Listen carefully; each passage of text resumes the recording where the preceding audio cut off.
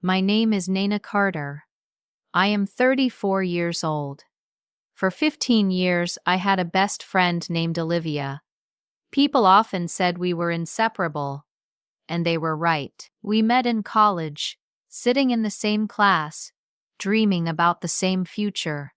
We shared everything: clothes, secrets, laughter, and tears. When I failed, she lifted me up.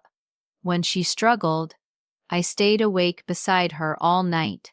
We once made a promise to each other.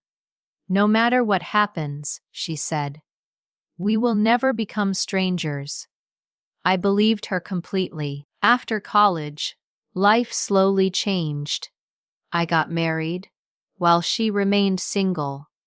At first, nothing felt different, but little by little, something shifted. She began comparing our lives: my home, my job, my husband. She still smiled, but her eyes no longer did. I convinced myself I was imagining it. Best friends don't compete, right?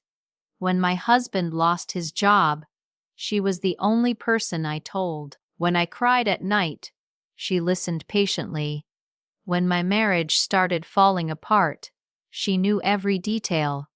I trusted her with my deepest pain. That was my mistake. One evening, my husband came home late again. Something felt wrong, so I checked his phone. One name appeared again and again: Olivia. My hands turned cold. There were messages, jokes, photos, conversations that felt far too intimate. My heart broke twice that night. I called her immediately. She cried and said, "It just happened." I asked her when. She whispered, "While you were hurting." In that moment, it felt like I stopped breathing. My marriage ended quickly. So did our friendship. I lost my husband, but I also lost someone who felt like a sister. The silence after betrayal was louder than any argument. I didn't fight. I didn't beg. I simply walked away. I rebuilt my life piece by piece. I learned how to be alone. And slowly, I discovered a strength I never knew I had. 2 years later, I saw her again. She stood alone.